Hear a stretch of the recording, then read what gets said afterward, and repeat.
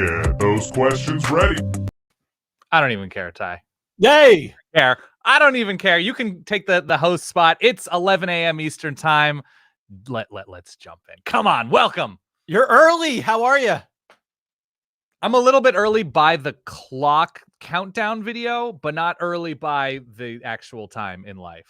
So yeah. Okay. Well, I'm like ready. I was sort of bobbing my head a little bit to that music that you scored so elegantly, whatever the Ella word is. Yep.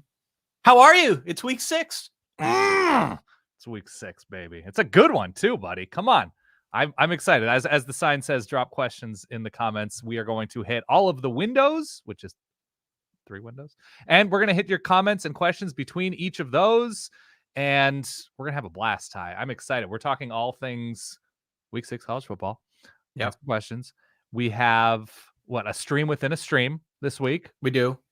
A conference a team network that we launch for 2 minutes, 90 seconds at a time. That's right. We got a new one there.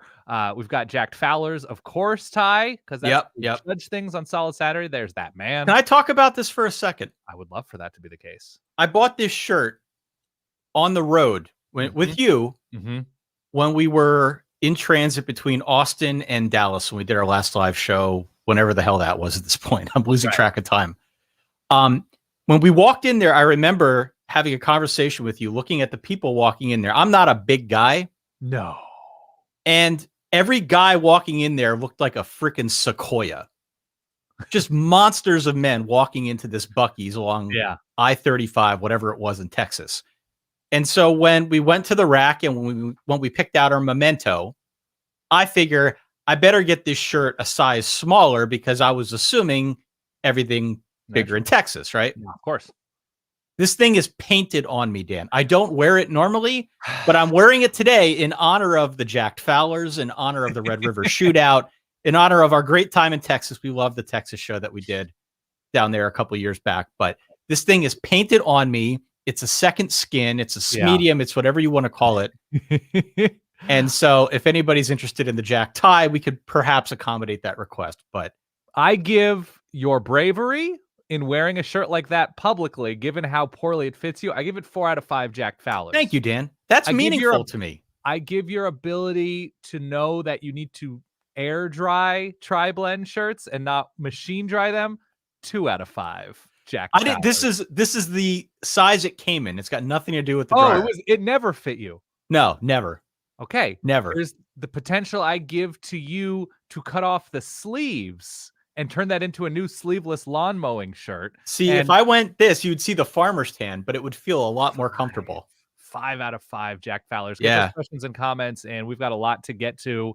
In terms of week 6 action, no, we will not say, I saw somebody comment that football is already half over, because it's not. Football is not already half over. We still have a little bit of time. Almost half over. I sent it out in the newsletter yesterday that we're almost halfway there. Yeah. Week 6, we're getting to the point, as we said on the preview show, where we know a little bit more about these teams, don't we? Totally. We know a little bit more about them. And I think part of the intrigue for us going into now week 6 is we feel that we're not pro bet. What do we know about betting? We're going to go 50%. Does anybody know? Nobody knows anything. But we feel like we're at the point where now there's an overcorrection to the overcorrection. Right. And so a team like an Oklahoma in week 6 to me is very attractive. Not only is it a rivalry, not only is the line only 3.5 going into this big game, but I feel like a little bit of what I saw last week signifies them turning the corner offensively. I'm with you. I'm with you. I think there are a lot of teams that at this point, in terms of seeing what has and hasn't gone right or wrong, whatever, this is a time when teams are sort of full speed ahead, where they recognize what their potential is as a team, what their ceiling is as a team.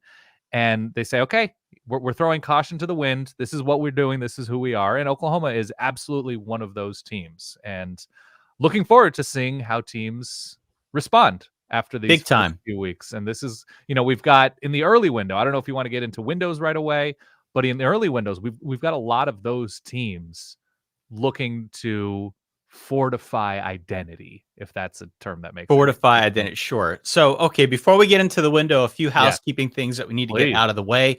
If you are new to the stream, thank you so much for spending some of your Saturday morning with us. Yeah. We will do our best to make this as silly as possible over the next 55 minutes or so.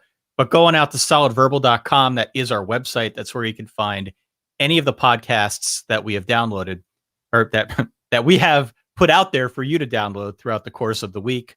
Those being a recap show on Monday, a preview show on Wednesday, and then an interview show that we did on Friday with our friend Bill Connolly from ESPN.com. Correct. While you're there, you can also click on Big Boy Bets if you're interested in the betting angle.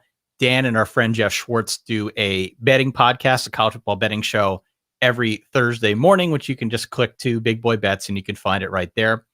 You can also go on out to the website and click on articles. We've got 3 articles a week. We've got the Tuesday article from our friend Travis May, where he talks about all of the sneaky stats of the week before and the week upcoming. We've got Connor Mile on every Thursday, writing the Solid Slate, which is that how you pronounce that? I've always it is how you pronounce it. I asked him about it because I was unsure. Pro. Yeah. Connor Mile puts together the Solid Slate, which is a popular article that we do. It gets into a lot more detail than what we've got before us here on our little stream. He maps out the day for you, which games you put on the big stream or on the big screen, which games you put on the small screen, et cetera, et cetera.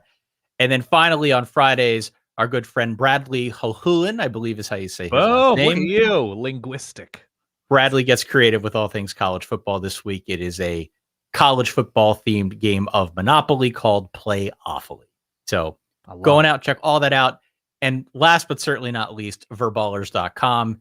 We've had folks listen to the stream, like what they see, and then sign up to be part of our Patreon community.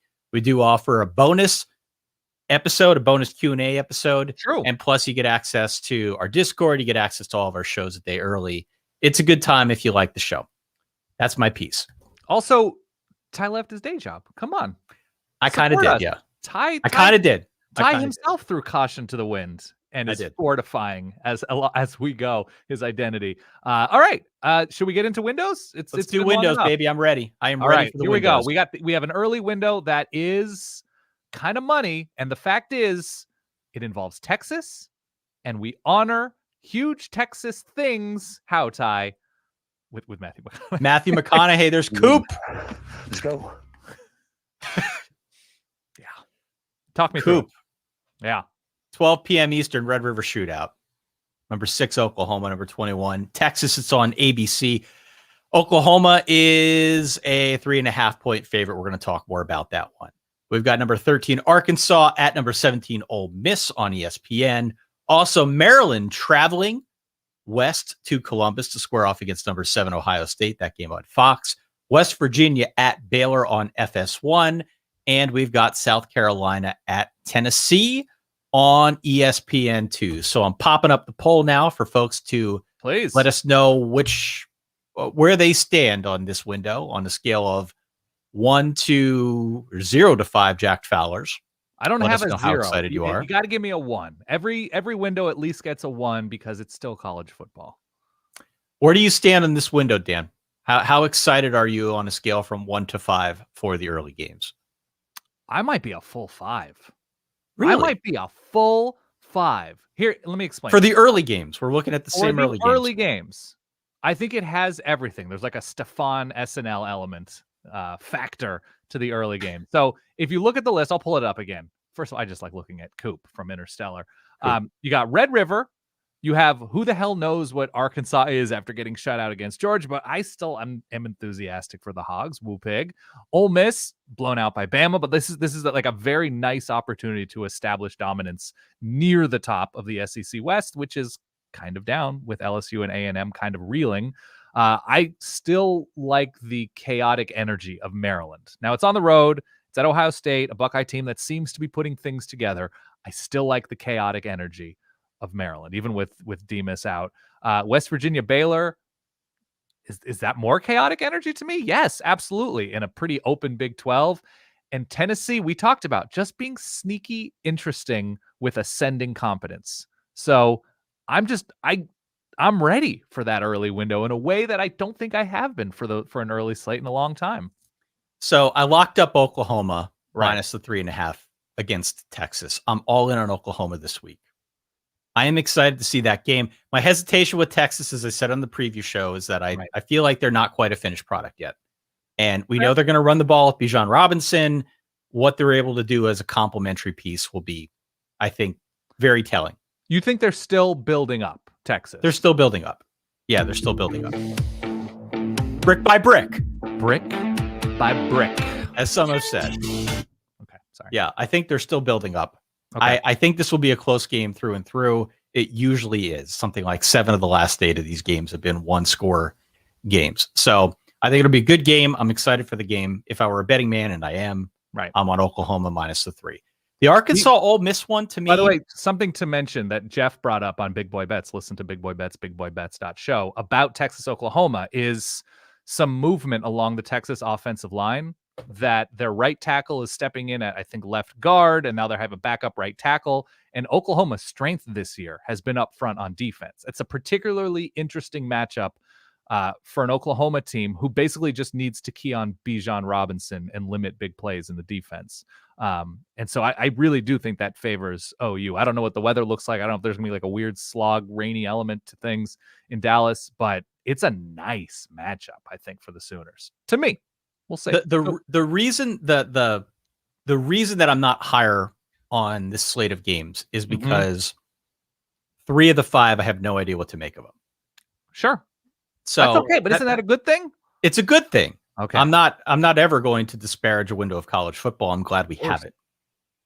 But outside of Oklahoma, Texas, which I feel like I know what I'm going to get, and Maryland, Ohio State, which I feel for the most part like I know what I'm going to get. Okay. I honestly have no idea what to expect from Arkansas, Ole Miss, from West Virginia, Baylor, even from South Carolina, Tennessee.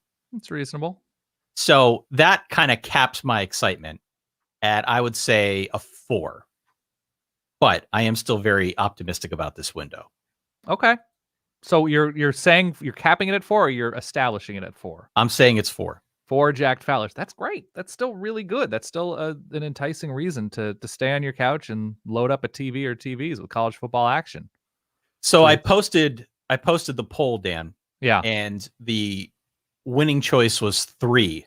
Okay. Jacked Fowlers. 3 jacked Fowlers right now is taking the cake. That is followed by 21% of our watching public today who went with 4. But 4, baby. Only 5. By the 18% went 5 jacked Fowlers. Do you want to go to some comments and questions? I do. I'd love to. Also, I want to play mine. Let's go. Let's go. Let's go. Are you kidding me? Okay. Here we go. You don't know what you're going to get from South Carolina? LOL. Oh, I know what I'm getting from South Carolina. It's more of the, if Tennessee can continue to look as good as they should against down SEC teams, like they did against Mizzou. That's what's interesting to me, because Tennessee has been entertaining. Look, they have the close loss to Pitt. They have the at least interesting first half against Florida. They blow out Mizzou. Like, there is an entertainment factor to Tennessee. And as a Clemson fan, Clemson, I assume you want to see South Carolina look not good, and here's an opportunity. So that's my only explanation for that. Yeah, one other note on that one. I'm kind of surprised at the point spread, because South Carolina's offense is broken. Here's why that's interesting to me. When I say I don't know what I'm going to get, here's what I mean by that. Right. The South Carolina offense is broken, straight up freaking broken. Yeah, they just don't have the dudes yet. Yeah. Tennessee scored 62 points a week ago? Yeah. And has looked, as you said, like they're playing with better and better levels of confidence and certainly aptitude on offense with each passing week. Mm-hmm. Point spread's only 11. Point spread's only 11. Games at home. Why is that point spread not higher? I don't know. That's a curiosity to me. So is it a letdown look ahead situation for Tennessee? You I can don't pull know. it up. CKNP, emerging alpha commenter. Is it possible that one of the MLB playoff games has more total points or runs, I suppose, than Iowa Penn State does? We'll get to that one in the next window. No, it's not possible. I don't think it's possible. No. But Yes. always kind of possible. Always kind of possible. Always on the table. If Ohio State loses this game to Maryland, they're pretty much done, right? Yeah. Let's assume as a program. They're shutting it down. You lose to the Terps, that's it. Not worth it. Right. Probably, yeah. You can't lose to a Maryland team at home after what they showed or really didn't show against Iowa last week. And I assume the context here is playoff. They're done. So I think here's the thing that's very interesting about this year. Yeah. You're going to have Bama and Georgia at the top most of the way. I unless Florida goes out there and is able to give them a run. Mm-hmm. I'm just under the assumption that it's going to be Bama and Georgia undefeated till presumably they play each other first week of December. But because of so much upheaval, you have one loss. It's kind of like having none for that 3 and 4 spot. Now, Cincinnati could obviously gunk up the works a little bit there. And, we can debate whether or not they belong and whether or not we think the committee will give them a shot. But having one loss on its face right now is not a bad thing, especially a reasonably decent loss for Ohio State against Oregon. That doesn't look as good as it did a couple weeks ago, but it's okay. If you lose to Maryland, though, I agree. They're done. Here we go. Most important question has to be, if Texas wins today, are they back? Oh, God. Wes. No, No. because they've beaten Oklahoma in the last few years, and it hasn't really signified anything. But I appreciate the illusion. What we need, mm-hmm. and I don't know who was responsible for this. It might have been Barstool. Oh, God. Okay. Continue. But Tiger Woods. Tiger Mm-hmm. Woods has been varying levels of back for what feels like a decade now. Mm-hmm. And if you go out there and if you run a Google image search on Tiger Woods back, something like that, there is a graphic that somebody made. It's a meter, right? It's Mm-hmm. a meter showing different levels of Tiger Woods backness. Like the New York Times, what's their like the needle election? Yeah. It kinda. Yeah. I mean, it's not as exact a measurement, if you will, but right. We need a scale of backness for Texas, because it's gotten to the point where declaring it a binary back, not back it's not gray enough, right? We need more intervals that we can work with. So if we were to have and we'll get to the afternooners momentarily, if we were to have a scale, not necessarily a needle, of Texas backness, and we have Jack Fowler's for our conversations, but if we're going to come up with a specific set scale that's very specific to Texas, and it was going to be a weekly 1, 2, 3, or 4 or 5, who would you like represented in that scale? Or what? I mean, it's got to be McConaughey, right? That's the obvious one. What about Blake Gideon's? Like what? Because it's just a fun name to say, and he played, and now I think he's back as like a special teams coordinator for Texas. Like it needs to be unique to us. Yeah, I don't know if it's Blake Gideon's really a pull. Thank you. Yeah, I think of the Colt McCoy to Shipley tandem a lot, or the Shipley brothers. Sure. Could include that. I don't know. I'll solicit comments here. I'm open to whatever. Son-in-law who got a penalty in the Holiday Bowl for touching a live ball. Yeah. I don't know.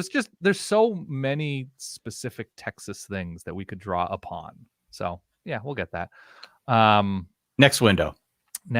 Oh, by the way, the final Saturday morning question: Team waffle or team pancake, Ty? Team waffle. I'm waffle too. I'm a texture boy. I'm just a texture boy, and I love it. So yeah, waffles are better for the syrup because they have the little coobies that you can kind of fill up. All right, you ready for our second McConaughey window? Here we go. I'm ready. What are you waiting for? Let's go.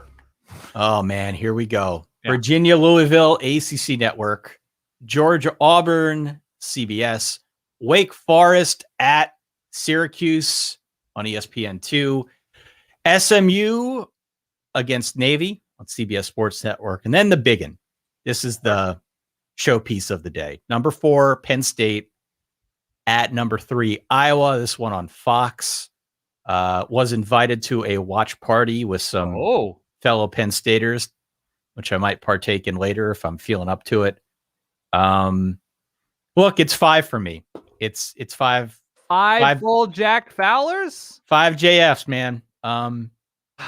I have All right. PTSD from being at the 2004 version of Penn State, I Iowa. know. The 6-4 game that, and somebody reminded me of this, and I can't believe I forgot it. I kind of blacked out.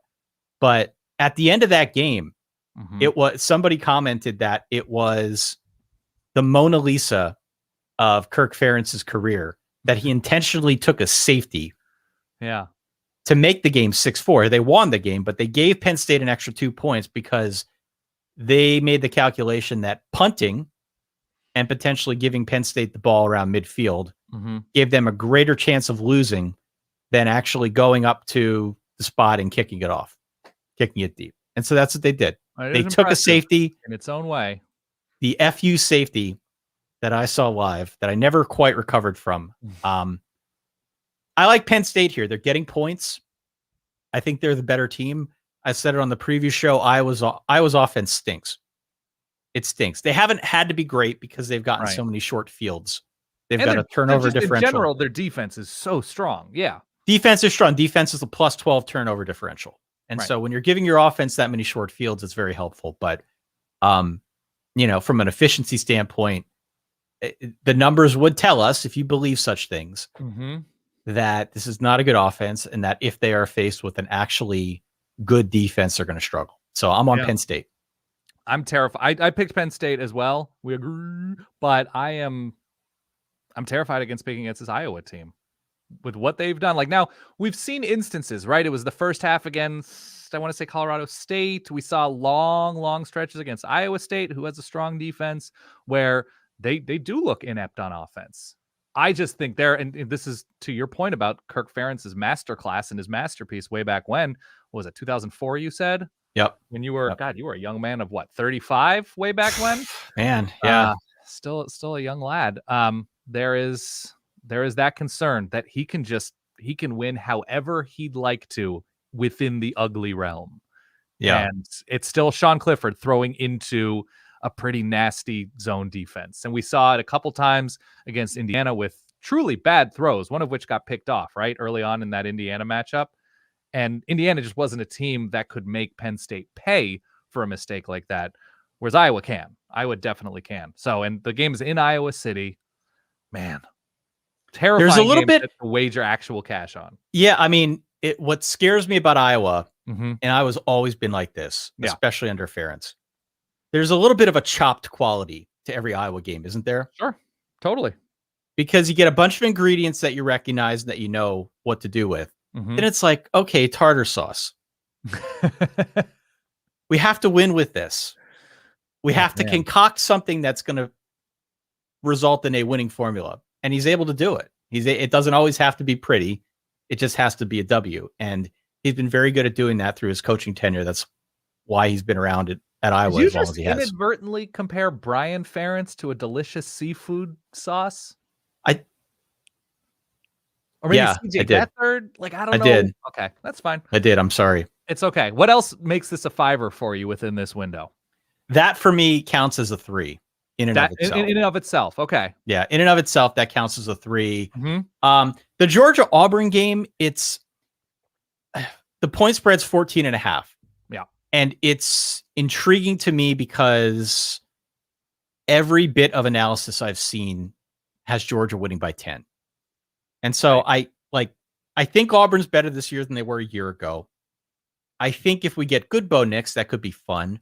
But I just don't trust their offense at all, Auburn's offense at all, even at home against the Georgia defense. Right. Georgia's just so damn good. So for me, some of the intrigue, again, like I talked about in the previous window, I'm very curious as to why that line isn't a little bit higher. I feel like Georgia's way better. The Wake Forest Syracuse game actually is low key like my second most interesting game in this window, because the Carrier Dome is just such a goofy place to play. Syracuse runs the ball pretty well, and Syracuse is a totally solid team. Yeah, Wake doesn't have a great rushing defense, so it seems to me like that could be an interesting matchup. Wake's unbeaten. We're Wake watchers here, as we've talked about on the stream before. But the Syracuse game is interesting to me. And Louisville, Virginia, look, I don't know what to expect there. If I'm betting the over. I don't know if anyone's playing defense. We know Virginia doesn't play defense. We do I don't know think, that fact. Can confirm. Yeah, I don't think Louisville plays a particularly tough brand of defense either. So probably a fun game to watch. Yeah. So look, I'm biased because I'm a Penn Stater, but I got to go 5 here. Probably solely on the weight of that Penn State Iowa game. I'm going 4 jacked Fowlers, which it's still an unbridled amount of excitement for me with this window. And yeah, Penn State Iowa is interesting to me, but that is not the game. I want to see Auburn Georgia more than I want to see Penn State Iowa, and I'll tell you why. Auburn has a decent enough chance, given what we saw against Penn State, to stop or even just maybe limit or corral a little bit Georgia on the ground. So then we have a quarterback situation and a passing situation that hasn't been amazing against at least decent teams. Whether, Stetson Bennett, they're getting healthier out wide. I understand all of those things, but Stetson Bennett didn't need to perform. The passing game didn't need to perform against Arkansas because of the defense, because of the ability to run, because of a special teams touchdown, right? They fall on a blocked punt. If Auburn is at least above average today, it will force Georgia to do things that they haven't necessarily thrived doing against at least pretty good teams. And so that's why I think it's on the road. It's a tough place to play. It's a rivalry spot. That's why we're getting some projections in that 8-12 region rather than 2 touchdowns plus, which is where Georgia has been since that Clemson win. So that is fascinating to me. I love these mid-season rivalries. You get them across all sorts of different conferences, but Georgia Auburn is huge. And we'll have a couple in the Big Ten here shortly. Got all the trophy games, but yeah, that matchup. And then you look at the rest of them, like Wake Syracuse, I mentioned, as I pointed out on the show. The Carrier Dome is where teams go to die. We just know that to be fact. I have SMU, by the way. I have a question for the chat on that one, actually. Please. I want to know if that voice is more Saw from the movie Saw or the voice in the Jackbox games that are very popular right now. And there's a murder mystery game. Oh, that's very specific. It's very specific. My guess is that a lot of people watching this are familiar with Jackbox games. They've played them before, either online or in person. It's some combination of those 2 voices, and I haven't been able to pin it down. Okay, continue. Fair enough. I'm sorry. So yeah, that to me, Georgia Auburn is going to be fascinating, and then SMU Navy. Quietly, SMU is undefeated with that win in the Skillet game over TCU. Navy seems to be improving. We'll see. They won last week. So, traveling it's in Annapolis, right? That game? Yeah, SMU is at Navy on CBS Sports in the afternoon window. I think there's danger there. We saw, I believe, Houston, when they were having their nice run under Tom Herman, go to Annapolis. Different teams, different coaches, different years. I understand all of these things, but just undefeated team in a potentially tough spot. So I think the afternoon window is going to be fascinating. All right. We want to get to questions and comments. We've got a lot. Yeah. I see a lot coming through. By the way, 4 jacked Fowlers. I put the poll up a little bit late. I'll get this next one prepared accordingly. Right. But 4 jacked Fowlers, 41%. 5 jacked Fowlers, 29%. 3 gets 20%. 1 to 2 gets 8%. So we got a couple curmudgeons out there, but that's okay. Right. Continue. Okay. Let's get to some questions and comments. Auburn is going to get crock-potted in their own stadium. 2021 Georgia is like early 2010s Bama. I'm totally good with that. Stetson Bennett, more ball control as a quarterback, more game manager than lethal weapon, which is what Alabama just evolved into on offense, and the defense certainly has shades of that. So I'm with you. Bo Nix throwing into the Georgia defense is not. If I'm an Auburn fan, yeah, he's looked better this year. I think he's looked better this year. And I don't know exactly why that is. I don't know if he's getting better, like literally getting better as a quarterback, if it's the system. I feel like he's been less of a liability. That said, he did get benched like 2 weeks ago. So I don't want to wax too poetic about Bo Nix. I am ready on tomorrow morning's recap show to use the sentence, look, that kind of thing works against LSU. But I'm ready to use that term. Brian, in honor of Oregon's bye week this week, since you've been gone Saturday, because Dan can breathe for the first time. The Ohio State game was a high for me.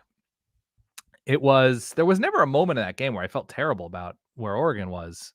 which I can say about the rest of Oregon's matchup. So it is nice when your team has caused you some agita. When one's team Agita.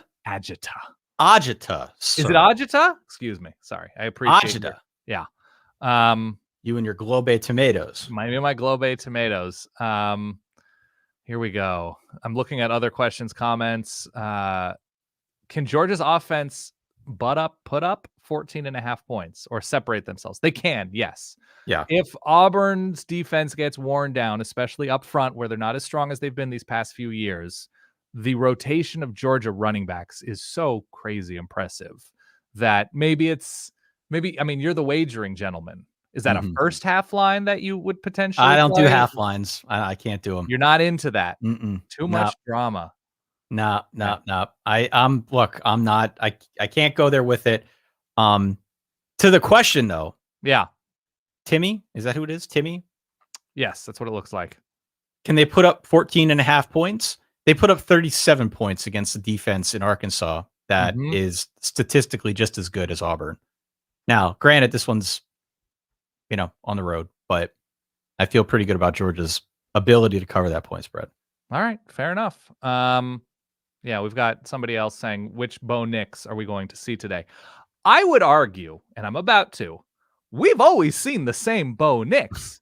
Sometimes it works out, sometimes it doesn't. But what he does in terms of attempting success has always been buy time. Hopefully somebody gets open in kind of a scramble drill type situation, make plays with your feet when needed, but operating within the confines and rhythm of a successful offense isn't necessarily the Bo Nix experience. So we've always seen the same Bo Nix to me. Maybe he's evolved a little bit since he's been a true freshman in terms of reading defenses, but no, when Bo Nix thrives, it's when things break down and he's able to make plays. Yeah, I wonder if Brian Harsin has found a way to kind of minimize the downside of Bo Nix. Right.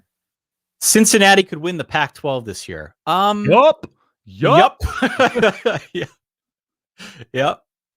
Cincinnati could win. I mean, so they demolished Temple last night. We should mention some of the Wednesday, Thursday, Friday night action. I think Coastal won comfortably.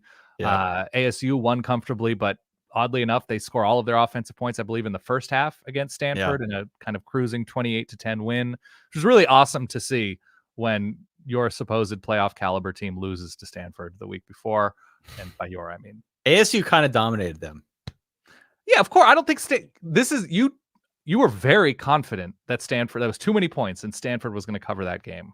And I had to explain to you that Stanford is not good. And then you said, well, they just beat Oregon. And then I said, I don't think Oregon's that good. So let's take a step back. So yeah, there was that result. I think Houston beat Tulane. Houston very quietly 4-1, 5-1, somewhere in that range. So Dana Holgerson making himself a little bit safer with a nice Clayton Tune performance from what I could gather.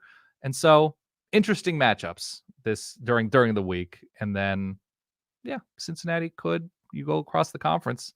Week to week, Cincinnati is much more dependable and much more complete, even with a struggling offense at times this year, than anybody in the Pac-12. I'm with you. Yeah, I agree. Any other you want to get to more questions, comments? I like that our comment section just sort of takes a life of its own. People were talking waffles. People are talking Dodgers, Giants. People are all over the place. It's terrific. Or do you want to go to the night window? Let's go to the night window. Why not? Let's go to that night. I'm going to put a poll right now. Tell us how excited you are for the nightcap. Yes. So, What are you waiting for? Yeah, what are you waiting for? Okay. Oh, let's get that comment out of the way of the Bama. I'm trying, Ty. I'm trying to produce a show and host it at the same time. It's very. It's okay. It's okay. Continue. 7:30, Michigan, Nebraska. This is an interesting game. I just saw Roman Wilson. Is that the Michigan receiver? Is that his name? He's out for this game. An important piece. That's a tasty matchup right there. Big matchup for Nebraska on ABC, 7:30. Notre Dame at Tech. Take Tech. I'm a Notre Dame fan. I'm telling you, take Virginia Tech to win that game. They're going to win that game. LSU at number 16, Kentucky on SEC Network. I saw that line dipped under 3 points. It was Kentucky -3 for most of the week. Mhm. As of this morning, there must have been some steam coming in on LSU because that number is down to Kentucky minus 2.5, which feels like a pretty good number. Interesting. Feels like a pretty good number to me. Utah at USC on Fox at 8 p.m. and Alabama on the road at Texas A&M on CBS. I feel for the fine folks over at CBS because when they put that game at 8 p.m., probably before the start of the year, they thought that was going to be a matchup. For Dan. sure. They thought that was going to be a matchup Yes, sir. and not that they were going to be dealing with the Calzada Armada, whatever the hell they got going on in College Station. Well, this is the doubleheader week, right? For CBS. Yeah. Because right, they have right. See, they have the Georgia Auburn Auburn game, and then they've Right, got and here we are. Yeah. Alabama, Texas A&M. Yeah, buddy. I mean, same could be said probably for Utah, USC. We're just like Utah, always good. USC should be a West favorite, and then it's just not. It's just not that game. I hesitate to go too low with my Jack Fowlers this week. It seems top to bottom like a really. I'm going to give it 3 out of 5. The night window. By the Because way, you are. Yeah. A 3 out of 5 has received a plurality thus far. It's on our fine. poll. Yeah. You will enjoy yourself. There will be unexpected close games. I would treat the night window as just sort of a wait and see. Something's going to pop. Something's going to get weird. And that's great. That's a wonderful part of college football. I told you this. I saw the Alabama Texas A&M line when it first popped on last Sunday afternoon. And I saw it at Bama minus 16.5, and I instantly grabbed it. Just like out of sheer reflex, because that feels way too low. It's jumped around. I think it's up to 18 now. I still think Bama's obviously good enough to cover that. It's just not the matchup we thought we were going to get at the start of the year. It's just not. Without I guess their starting quarterback at a different A&M team. I don't know, to be fair to Zach Calzada, I don't know if Haynes King makes them better. Right. Because we didn't see a whole lot of Haynes King before he got hurt. But Bama's just, again, despite all the talk of vulnerability, and I'm sure Jimbo will put together a reasonable defense to try and contain them. The question's going to be, can they score? Can they score enough to get anywhere in the vicinity of that point spread? I don't think they can. Right. And here's, I think, an important piece of context to me about A&M season. It's not as if Haynes King came out and looked like Trevor Lawrence or Deshaun Watson or name your, excellent, Justin Fields. It's not like Haynes King went down after just destroying teams. And you're like, oh man, this is the future.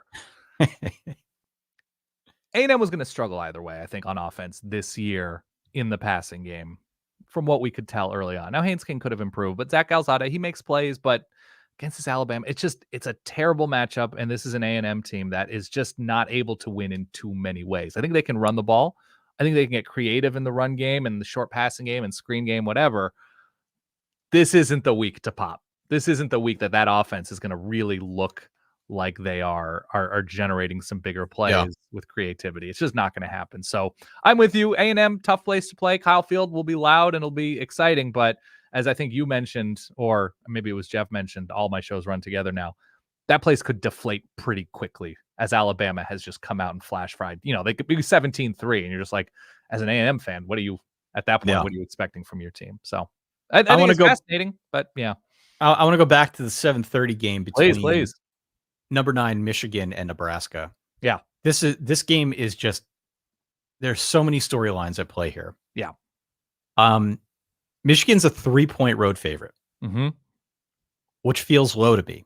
Feels very low to me. Now, I have been wronged many times over in these games where you've got a road favorite, especially in the Big Ten. It always gets me.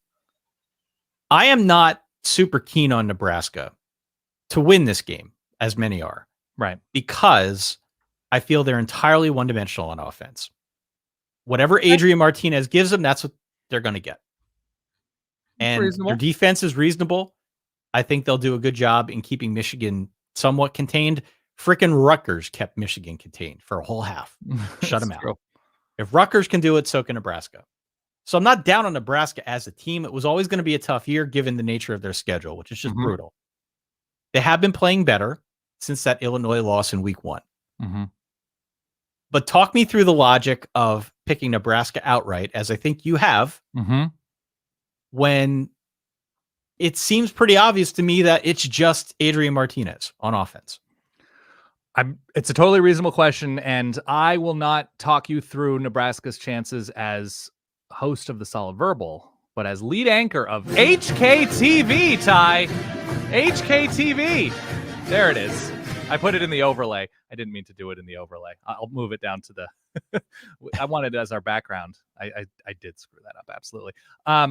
Nebraska's defense is good enough. They don't go 3 and out on offense all that often. I think Michigan's gotten maybe a few too many headlines in terms of like not being back necessarily, but like Jim Harbaugh fixed things, right? Jim Harbaugh, there he is. There they are. That's good.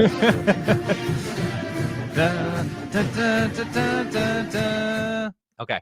I just think Nebraska, as terrible as they are in close games. Do you like this background? Are you into That's it? good. It's Thank good. you very much. HKTV, Husker TV, like HGTV. Nebraska's got to win one of these games. Sometimes in a faith versus science argument, I got to come down on faith and Adrian Martinez and a good defense. And I don't see Michigan moving the ball for 4 quarters on the road in a tough atmosphere, which to me, it just still is in Lincoln. I think it's going to happen, Ty.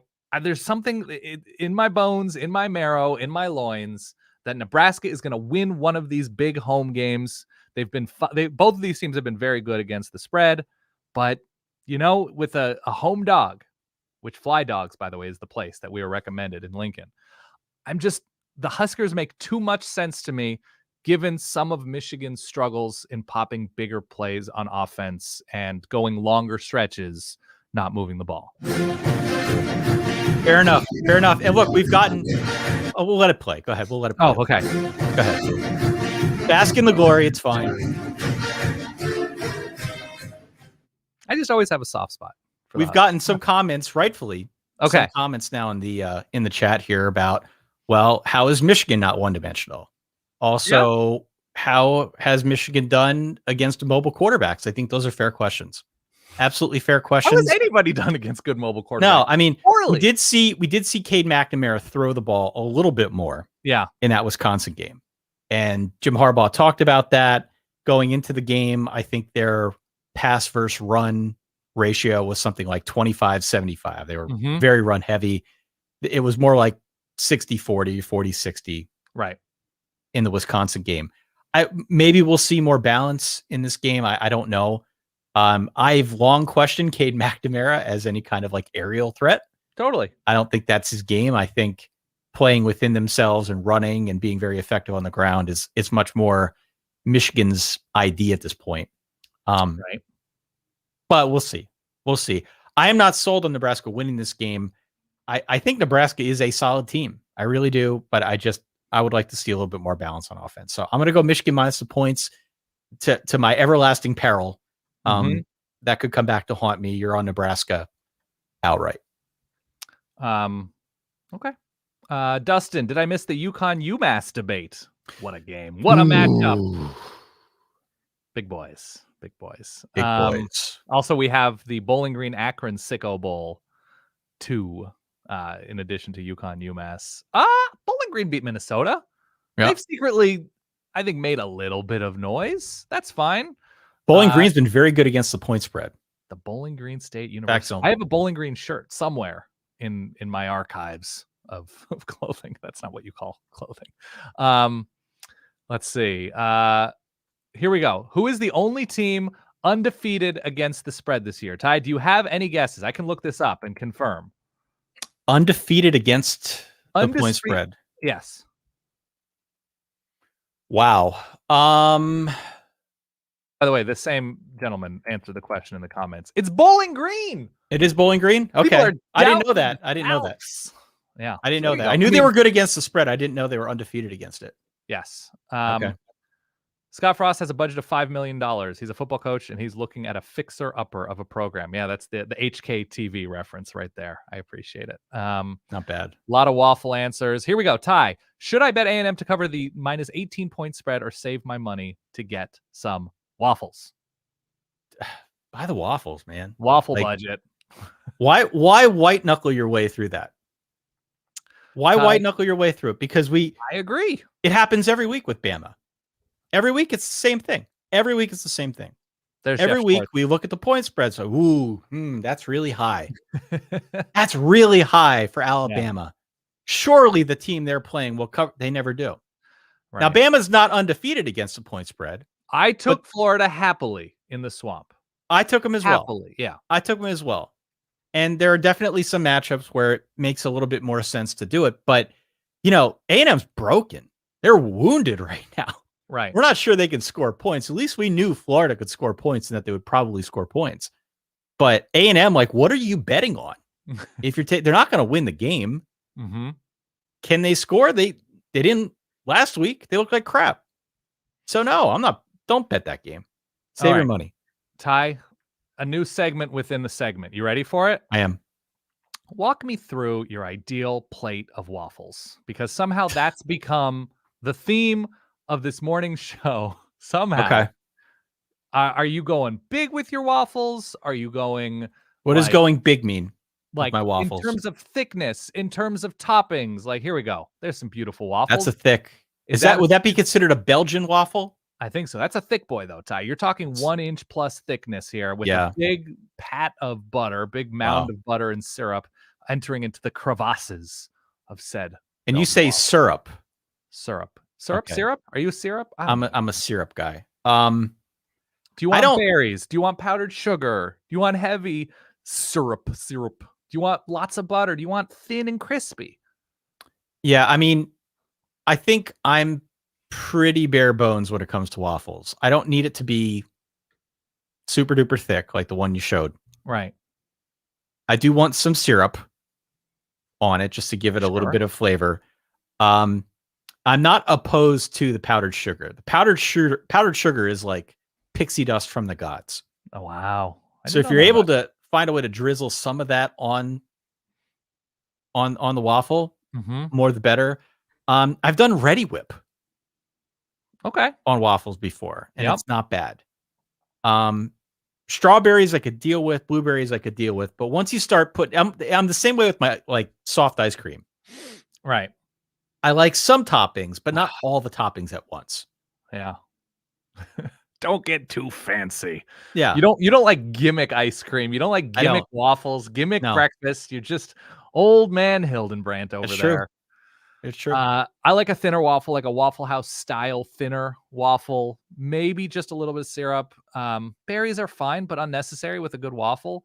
I don't go out of my way for breakfast dough all the time. I much prefer more, egg-based dishes, just more savory dishes. But waffles can be. I've had, you know what I've had? Have you ever had a waffle sandwich? Have you ever had the bread of a sandwich be waffles? It's a little too gimmicky for me. It's pretty good. I had a fried chicken mini waffle. I think they were like mini Eggo waffle fried chicken sliders with a sriracha syrup. They were delicious. Yeah. I regret nothing because there was the salt spice to counter out the richness of the batter and the sweetness. Ty, if Kentucky beats LSU, how hot is Coach O's seat? It's already hot, and it would be much hotter. Quite literally, Coach O's seat, I imagine, runs pretty hot. I would think so. He seems like he runs warm, so his seat is especially hot there. Yeah. Yeah. This is now a couple times over that he's tried to reinvent that team with new coordinators and try to infuse it with new blood. It worked magnificently in 2019, but not everybody's Nick Saban. No. And it's hard to do. It's hard to do. You only get so many mulligans in terms of coordinator hires and quarterback situations and injuries and COVID. Like there's just when the list starts adding up to 5, 6, 7 reasons why it's not his fault, it kind of becomes his fault. Right. And what's really problematic to me is that they've not been good as a defense this year. I think we're to some extent used to the latter years of the Les Miles era when offense at LSU wasn't really so much a thing. Sure. It was just a lot of the same, and they would run the ball and they do that weird toss dive play, and that was kind of what you got on offense. And game managers at quarterbacks, what have you. But they always had the defense, and they're always very physical. Right. This year, it doesn't feel like they have the defense. You look at the numbers, they haven't had the defense. And I harken back to that at the UCLA game. Too many acronyms. They got pushed off the ball. They got blown off the ball. They weren't as physical as UCLA, and that's a problem. It's weird. That's a problem. So take the offense and put that in a vacuum. Like, what's going on defense right now is the more problematic thing to me. And it'll be interesting because Kentucky's trying to get more interesting on offense, aren't they? Yeah. They're trying to do different things. Will Levis, I'm going to stop short of saying he's a revelation. I think he's better than Terry Wilson, but yeah, they've got Wandell Robinson. They brought him over through the transfer portal. Chris Rodriguez has been good. Yeah. Chris Rod's been good too. So they're trying some different stuff, and how that LSU defense holds up against what I think will be a much more creative look will definitely be a tell. Lucas wants to know most fraud-y undefeated team. I'll give you 3 choices. You can go outside of these 3 choices if you need to load the rankings up. But to me, the teams that I worry most about that are currently undefeated in Power 5 teams, because I think San Diego State's kind of my answer overall, Wake Forest, Oklahoma State, Kentucky. All undefeated, all ranked in the top 20, I believe. Wake Forest, as Bill Connolly mentioned on our WSV Friday show, has had a significant amount of turnover luck, which is not necessarily a bad thing, but the expected turnovers versus the actual turnover margin has favored Wake Forest. We have obviously that close win against Louisville last week. Kentucky has had turnover issues. I think Will Levis has thrown 5 or 6 picks already, which is concerning. And their offense certainly slowed down a bit after those first 2 or 3 weeks. And Oklahoma State has had their own offensive struggles, though they've bounced back nicely in the past couple of weeks against Baylor and I believe Kansas State. Those are impressive wins for sure within the Big 12. So which of those 3 or somebody else? I love the Michigan State story, but they're my answer. They're your answer. Mm-hmm. Okay. They've at least beaten quality teams together. They have. Okay. They beat Nebraska. They probably shouldn't have beaten Nebraska. Quality is a word that does mean something. So it is. I don't know what we feel about it with Miami and Nebraska, but yeah, continue. The Miami win is not holding up. It's just not. The Northwestern win is not either. Northwestern isn't. The Nebraska one, they didn't play particularly well in that game. Nebraska probably should have won, but they obviously got the win. And that was so nice of you to say, by the way. They didn't play particularly well. They didn't. Michigan State was atrocious. They didn't play well. Yeah, they didn't play well in that game. But this week they got Rutgers. That line, I think, is 4.5 or 5. Mm-hmm. So it tells me Vegas isn't really buying Michigan State either. Right. Then they've got Indiana on the road before a bye week, and then the real meat of their schedule, because they close out last 5 games of the year. Michigan at Purdue. Okay. Maryland's a good team. At Ohio State, and then home against Penn State. So we'll find out what Michigan State's made of. Ultimately, if Michigan State ends up going like 8-4, if Michigan State goes even 7-5, that's a huge deal for Mel Tucker. It's a great job that he's done here in the early going. They are playing really well as a team. I just feel like once they get to better competition in the Big Ten, we're going to start to see some faults. So I don't think Peyton Thorne is this good. He's been very efficient with the ball. He's been doing an admirable job running the offense, but I don't buy it against better teams. Well, okay, so yeah, Michigan State's not running the table, but if you were to tell me before the season that Peyton Thorne was largely above average to pretty good, whatever it is, you would say, give me all of that. Give me all of that warm quarterback love, and of course you do. To say that they're a fraud here is in no way to demean what they've done. It's a great story. I'm rooting for them. I hope they go undefeated. That'd be awesome.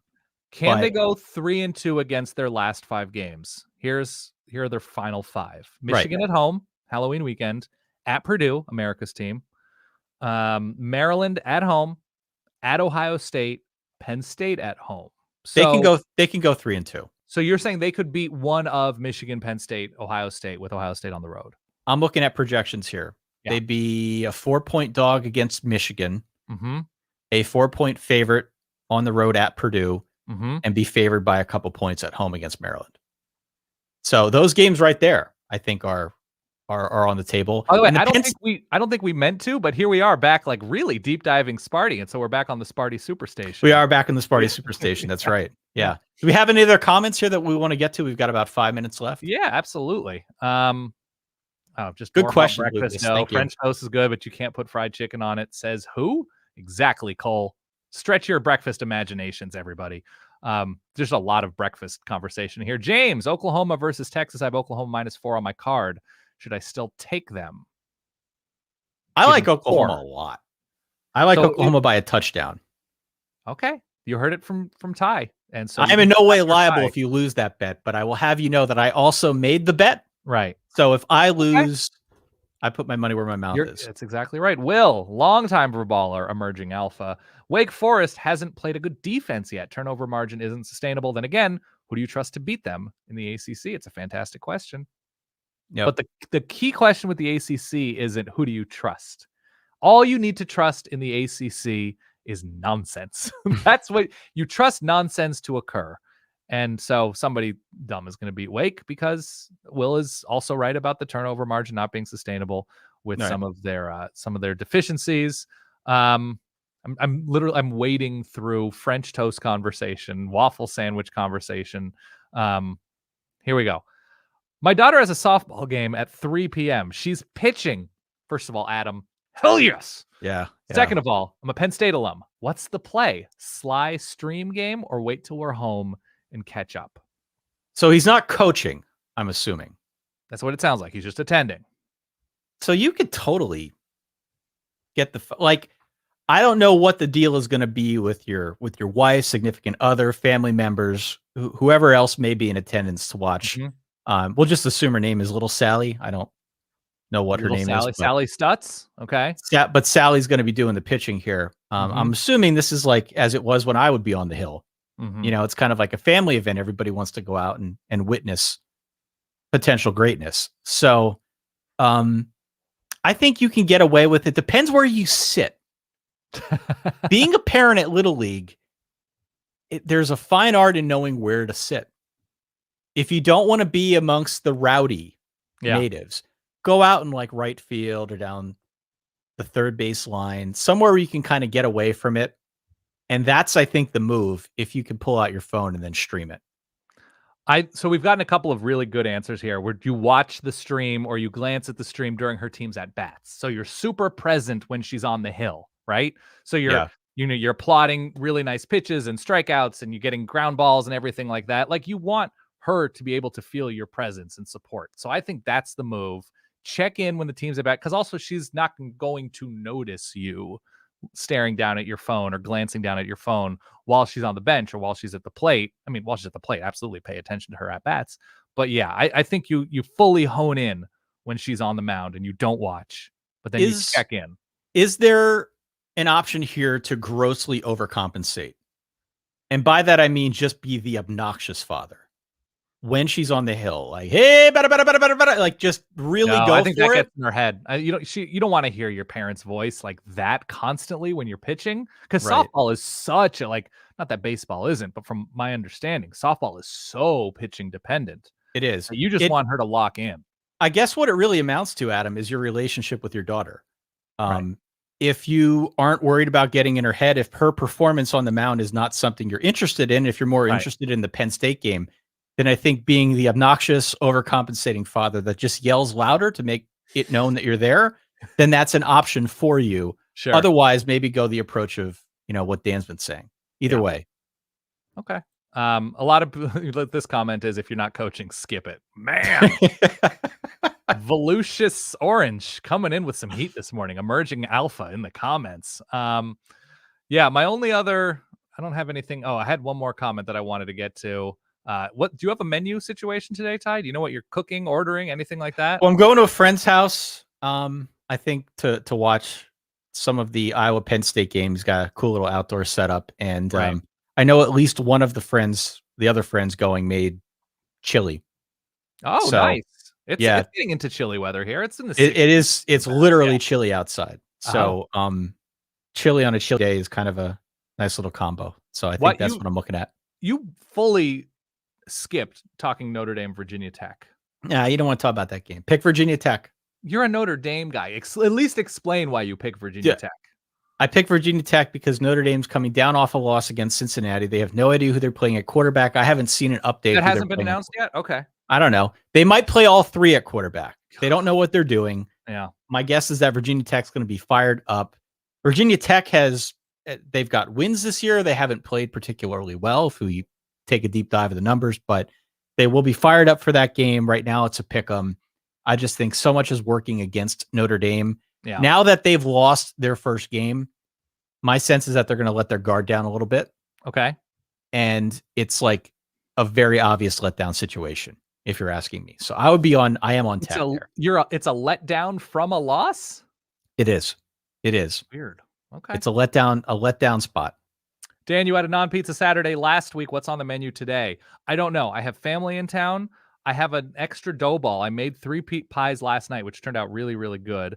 But I have an extra one. It's a 72-hour ferment, a little bit trickier, a little airier. You know, the stretch is going to be a little bit more technical to me. But otherwise, I don't know what we're going to have. Maybe we'll do, I don't know. We'll do more. Maybe Italian we'll bring in. I'd like to bring in Korean. We'll see if I win that vote. There's a ramen situation brewing. I don't know. It's a good question. A ramen situation brewing. Okay. I think about this all night. It keeps me up at night. I know.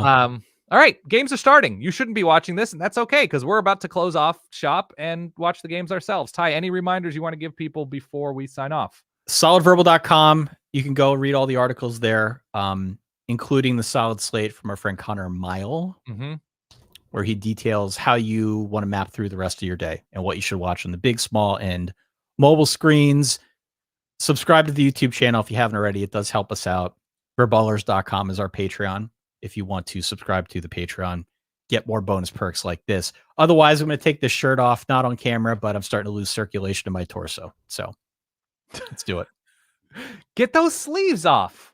I might have to. Sleeves off. Yeah. Next stream, I will rip the sleeves off while the shirt is on. David's love us. We have David Martin love you guys, and we have David Knight. Good job, guys. I love ending this on a happy note. We love David's. And we do. People loving Korean food in the comments. I just love that we've found our people. We found our people. I love that we found our people. Everybody, enjoy the windows, enjoy your games, enjoy your eating, enjoy your friends. Hopefully your teams, at least if they don't win, they look, aggressively competent, all the good stuff. Ty, thank you very much for steering this ship.